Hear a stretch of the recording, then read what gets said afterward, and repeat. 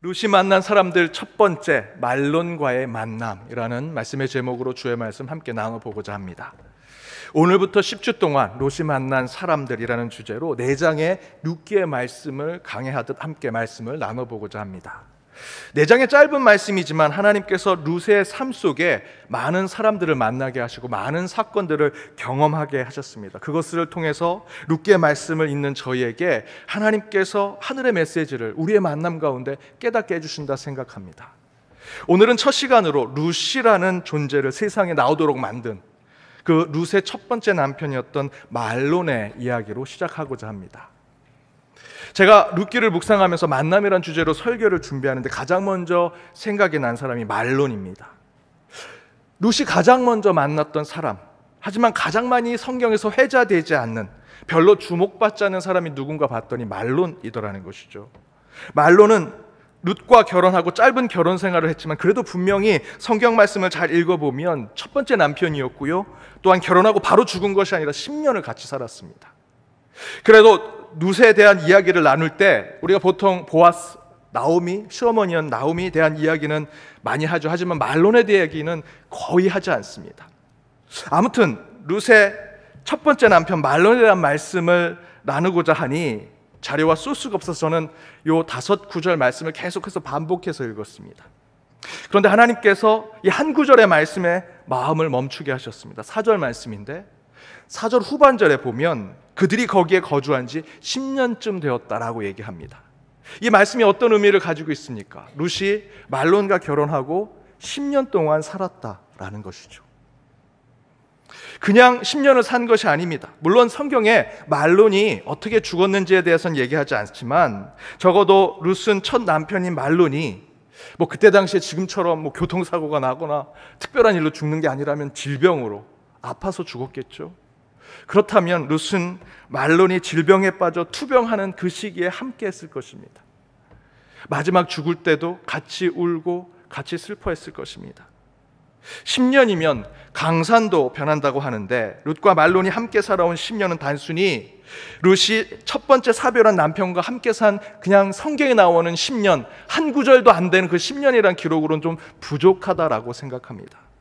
왜냐하면 그 10년의 만남, 그 10년의 관계 속에서 다른 신을 섬기고 있던 룻은 남편과 시어머니 나오미가 섬기던 여호와 하나님을 섬기게 되었고요, 동서였던 오르바는 시어머니 나오미를 떠났지만 룻은 나오미 곁에 함께 남아 살면서 신앙도 쫓아가는 것뿐만 아니라 그의 삶도 쫓아가는 성품과 인품을 보여주는 모습을 우리에게 보여줍니다.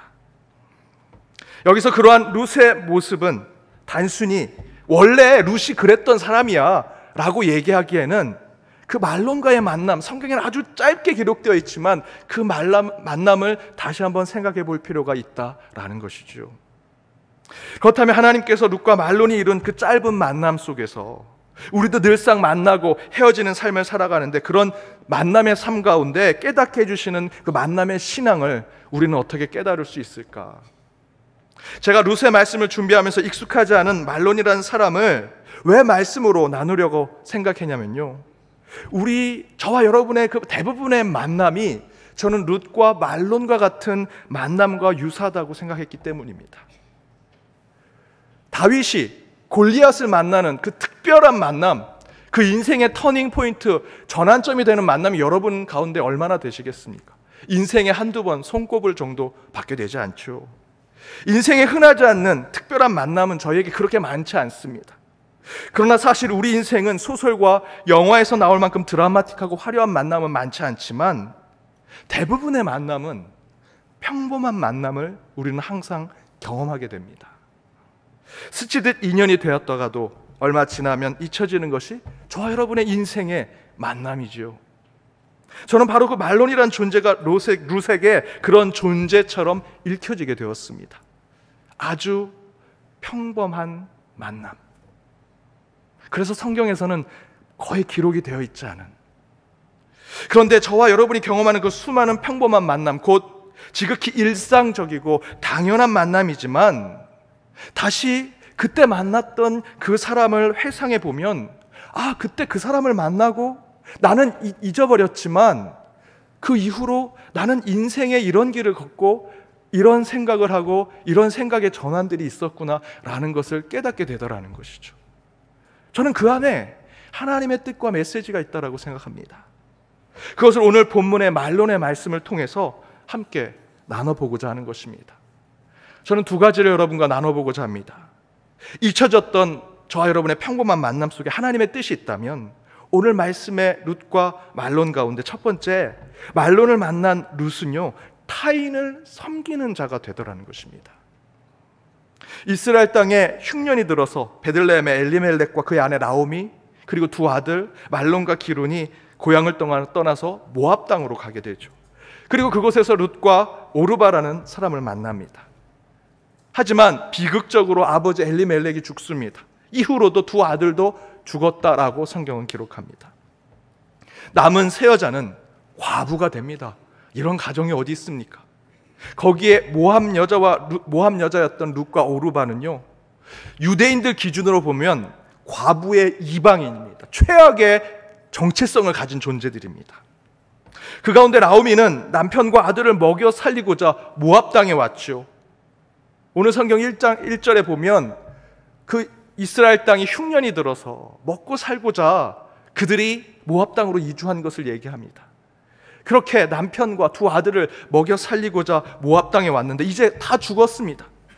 그러니 나오미는 다시 고향 땅 유다로 돌아가려고 합니다. 그때 시어머니였던 나오미는 두 며느리에게 이제 너희 집으로 돌아가라 라고 얘기하죠. 물론 오르바도 처음에는 시어머니 나오미를 동행하고자 했으나 시어머니 나오미가 강권해서 다시 돌아갑니다. 하지만 룻은 나오미를 떠나지 않습니다. 다음 설교 때 말씀드리겠지만 오르바가 아주 냉정하고 나쁜 며느리라 떠난 것은 아닙니다. 룻은 그렇게 시어머니 나오미에게 남아있는 것을 선택한 자죠. 그러나 저는 그 선택이 불편한 선택을 했다라고 생각합니다. 시어머니 나오미 곁에 남아있는 것은요, 오르바와 룻이 서로 비교할 그런 것이 아니라 룻 그 자체로 본다면 룻의 결정은 매우 불편하고 힘든 결정을 하고 시어머니 나오미 곁에 남게 되었다는 것이죠. 도대체 이것이 우리에게 어떤 메시지를 주는 것일까? 그 이유는요, 바로 시어머니 나오미 때문입니다. 룻은 사람 때문에 가장 불편하고 힘든 쪽을 선택한 자였습니다. 그런데 바로 룻이 그렇게 앞다투어 사람들이 몰려드는 곳이 아닌 아무도 따라가지 않을, 앞에서 말씀드렸던 대로 새 과부가 됐습니다. 거기에 말도 안 되는 정체성을 가진 그 며느리를 둘이나 두고 있는, 어느 누구도 관심을 갖지 않을 나오미, 돈도 없고 백도 없고 줄도 없고 아무 소망도 없는 시어머니 나오미를 쫓아 따라가겠다는 것은 룻에게 불쌍한 사람을 도와야 하겠다는 그 마음이 그 가운데 있었다라는 것이죠. 바로 그런 남과 이웃을 섬기고 돕겠다라는 그런 마음, 심성이 이 룻 가운데 훈련되고 연단되었다라는 것입니다. 저는 그 이유가 말론과의 10년의 삶 때문이라고 저는 생각합니다. 공자, 맹자의 유학에 사단이라는 것이 있습니다. 인간 본성 4가지를 이야기하는 덕을 얘기하는데요, 그 첫 번째가 측은지심입니다. 어려움에 처한 사람을 애처롭게 여기는 마음, 이것이 우리 인간의 모두 갖고 있는 본성이라는 것이죠. 우물가에 한 갓난아이가 기어서 우물가로 그 턱으로 올라갑니다. 조금만 있으면 우물에 떨어집니다. 그때 박수를 치면서 웃으면서 야, 잘 떨어져라, 재밌겠다 하는 사람이 어디 있겠습니까? 모든 인간은요, 그 모습을 보면 당장 뛰어가서 그 갓난아이를 붙잡고 우물가에 빠지지 않도록 하는 것이죠. 그것은 어떤 윤리나 도덕으로 설명하는 것이 아니라 측은지심, 모든 사람 마음 가운데 누군가를 돕고자, 그를 돕고자 하는 마음, 섬기고자 하는 마음이 있다는 것이죠. 바로 룻은 그 마음을 가지고 있는 자였습니다. 그런데 저는 바로 그 마음을 더욱 훈련하고 연단한 때가 말론과 10년을 산 때였다라고 생각합니다. 부모가 반대하지 않았을까요? 저 위에 유다 땅에서 온 다른 나라 사람인데 그 사람과 결혼하는 것, 룻의 부모가 분명히 반대했음에도 불구하고 그 결혼을 했습니다. 그와 10년을 살면서 아마도 오랜 기간 동안 투병하고 죽음의 길로 걸어가는 남편을 지켜보았을 것입니다. 그 남편을 떠나지 않고 병수발을 다 들면서 있었던 자가 룻이었습니다. 룻은 그렇게 아무도 가지 않은 길을 말론과 함께 10년을 걸으면서 더욱 그의 마음에 타인과 이웃을 섬기고 사랑하는 마음을 훈련하고 연단하게 된 것입니다. 사랑하는 여러분, 이웃을 섬기고 타인을 하나님처럼 섬기는 마음을 가지는 것은요, 무슨 부흥회 때 여러분 와가지고 마음의 결단해서 그 부흥회 때 선포된 말씀에 나는 오늘부터 그 유명한 목사님의 말씀대로 이웃과 내 타인을 하나님 사랑하듯 섬기겠다 결단하는 것, 그렇게 이루어지지 않습니다. 유명한 강의, 강좌, 세미나에서 세상에서 잘 나가는 유명한 사람들의 그 세미나를 듣고 강좌를 듣고 그때 결단해서 이제부터 나는 타인과 이웃을 사랑하겠다? 거짓말이죠. 그렇지 못합니다. 대신에 지극히 평범한 내 주변에 있는 어느 일상적인 지인의 친절함 가운데, 그 친절함이 한 번이 아니라 매번 그 지인을 만날 때마다 그 지인이 내게 베푸는 친절함을 보고 배울 때 그것이 우리 가운데 훈련되고 연단된다는 것입니다. 교회에 오면 항상 그 권사님, 그 집사님, 그 성도님은 사랑스럽게 인사해 주시고 손을 잡아주시고 친절하고 늘 기쁘고 웃는 마음으로 대해주시는 그 마음, 늘 만날 때마다 경험하는, 늘 일상적으로 보는 그분의 그 마음, 심성을 보고 배울 때 그것이 훈련되고 연단된다는 것이죠. 지난주 순회 예배 때 유아유치부 앞에서 말씀드렸던 그 모임을 하고 이제 교사 모임을 하는데 어디서 밥 짓는 냄새가 나는 겁니다. 저 건너편 오병이어 집에서 냄새가 나는데 거기까지 냄새가 날 이유가 없는데 치치치치치치 무슨 소리일까요? 밥 짓는 소리입니다. 잘 밥 안 지시나 보는 것 같습니다. 그런데 그 소리가 나면서 밥 냄새가 솔솔솔 납니다. 물어봤더니 부장님이, 유치부 부장님이 교사들이 아침 일찍 와서 수고한다고 직접 집밥을 만들어 주시는 겁니다. 제가 밥 냄새 너무 좋아요, 야 너무 맛있겠어요, 계속 눈치를 줬는데도 한 숟갈도 주지 않으셨습니다. 그런데 그 교사들이 수고한다고 그 부장님께서 직접 집밥을 준비하시는 겁니다. 제가 이런 얘기하면요, 전에는요, 목사님 설교할 때 칭찬하지 마세요. 교인들, 다른 사람들이 또 비교돼요. 저도 처음에 그렇게 생각했습니다. 근데 제 생각이 바뀌었습니다. 왜 우리 연동교회는 하향 평준화하려고 합니까? 너도 못하니 나도 못하고, 나도 할 수 없으니 너도 할 수 없는 걸로 하자. 우리 생각이 바뀌어야 합니다. 그래서 저는 이제 칭찬하려고 합니다. 자꾸 저희들이 그런 생각에 빠지고 하향 평준화라고 하면 우리 교회 안에 있는 것들은 여러분 싸구려로 채워질 것입니다.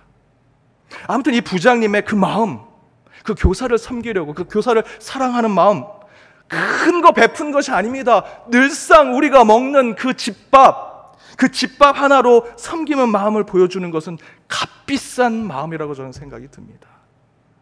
남 위에 섬기고 희생하는 것, 저 멀리 대단한 복지 사업하는 곳에서 그런 결단을 하는 것이 아닙니다. 가장 가까운, 늘 평범하게 만나는 우리 주변에 있는 지인들, 친구들, 때로는 가족들 가운데 그들이 베푸는 친절과 사랑의 말 가운데 우리는 이웃을 어떻게 섬기고 타인을 어떻게 하나님처럼 맞이할지를 배우고 훈련하고 연단하게 된다는 것이죠.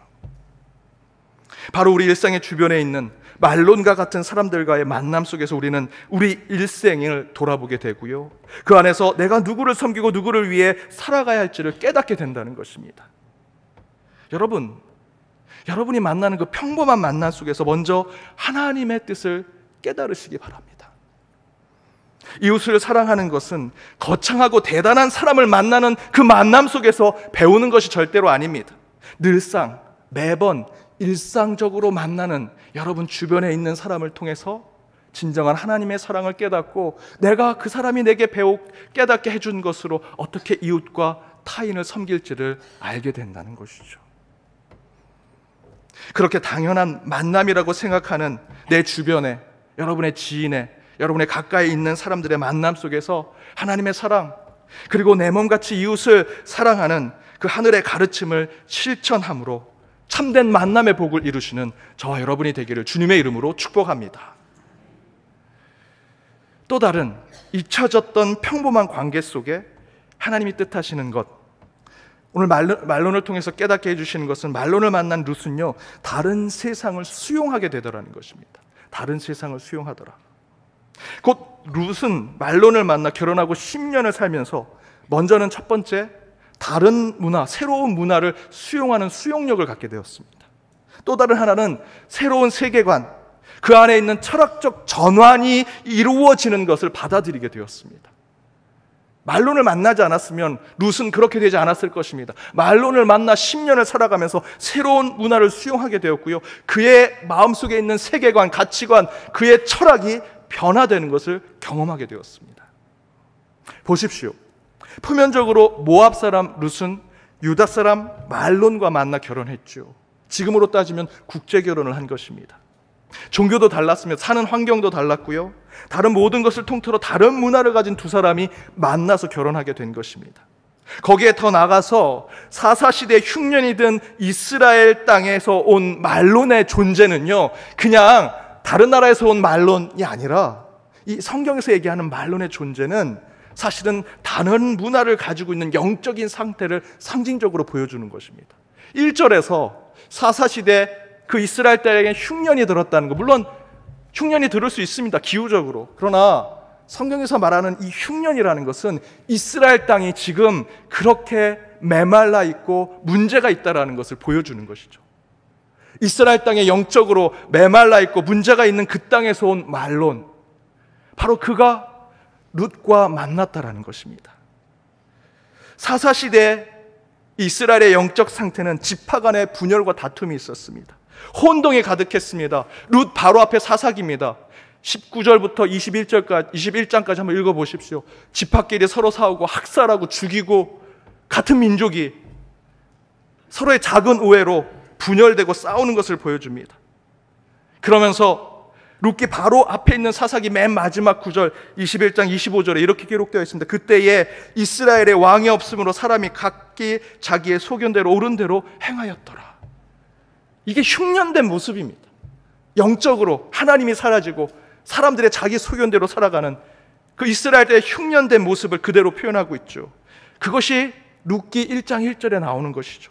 그리고 그곳에서 살고 있던 말론이 모압 땅에 와서 룻을 만나 결혼하게 된 것입니다. 단순히 사람과 사람이 만나 결혼한 것이 아니라 새로운 문화를 룻이 맞이한 것을 보여주는 것입니다. 그렇게 룻은 말론을 통해서 새로운 환경, 이스라엘의 역사, 이스라엘의 상황들을 그대로 품게 되었습니다.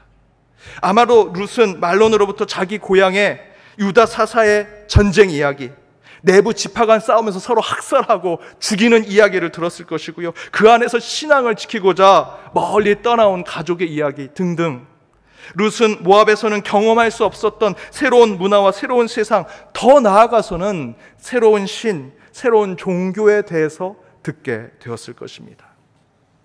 그 가운데 룻은 말론과의 10년의 삶 가운데 새로운 세계와 새로운 문화가 불쑥 자신의 가치관과 자신의 세계관에 들어왔을 것입니다. 그리고 나서 룻은 자신의 변화된 모습을 보게 되었을 것이죠. 저희도 그렇지 않습니까? 어느 모임에 갔을 때 나쁜 리더가 있습니다. 그럼 리더를 보면 나는 저 자리에 앉으면 절대 저렇게 안 해야지 라고 생각하는데, 정작 우리도 그 자리에 올라가면 전에 그렇게 내가 비판하고 욕했던 그 리더처럼, 그 지도자처럼 제가 그렇게 밑에 부하 직원들에게 하는 모습들이 있죠. 군대 안에 병장이 그렇게 괴롭힙니다. 사병 때 내가 절대로 저 병장처럼 내가 병장이 되면 저렇게 안 해야지 하놓고 병장이 되면 똑같이 그 쫄병들을 괴롭히는 모습을 보게 됩니다. 이런 부정적인 모습 아니라 긍정적인 예를 말씀드린다면, 우리 주일학교 아이들 중에 존댓말을 하는 아이가 있습니다. 인사성도 바르고, 그 아이들 막 부모가 너 사람들하고 얘기할 때 무조건 존댓말 써 암기시키고 주입시켜서 주입식 교육으로 그 아이가 존댓말을 할까요? 아닙니다. 존댓말하는 아이를 보면 그 부모가 그 아이를 대할 때 존댓말을 합니다. 시나브로라는 표현이 있습니다. 자연스럽게 이슬비에 옷이 젖듯 자연스럽게 학습이 되고 배움을 얻는다라는 뜻이죠. 스나브로, 자연스럽게 그 아이가 부모의 모습을 보고 배우고 그대로 실천하는 것입니다. 그렇게 신압으로 나도 모르게 물든 첫 번째 남편의 말론에 가지고 있던 문화, 그 가치관에 따라 먼저는 떠나도 상관없는 시어머니 나오미를 붙들고 그와 함께 살아가게 되죠. 그리고 자신의 고향이 아니라 시어머니와 죽은 남편의 고향인 베들레헴으로도 갑니다. 그곳은 룻 자신에게는 완전히 다른 환경과 다른 문화가 있는 곳이죠. 그러나 룻이 말론을 만나고 10년 동안 신압으로 그의 문화와 그의 가치와 그의 삶을 배우면서 룻은 다른 문화에 대한 수용력을 갖게 된 것이죠. 그런 룻의 인생의 철학적 변화는 또 다른 사람을 만나는 힘을 갖게 되었습니다. 룻은 보아스라는 다윗의 계보를 잇는 하나님의 사람을 끝내는 만나게 되죠.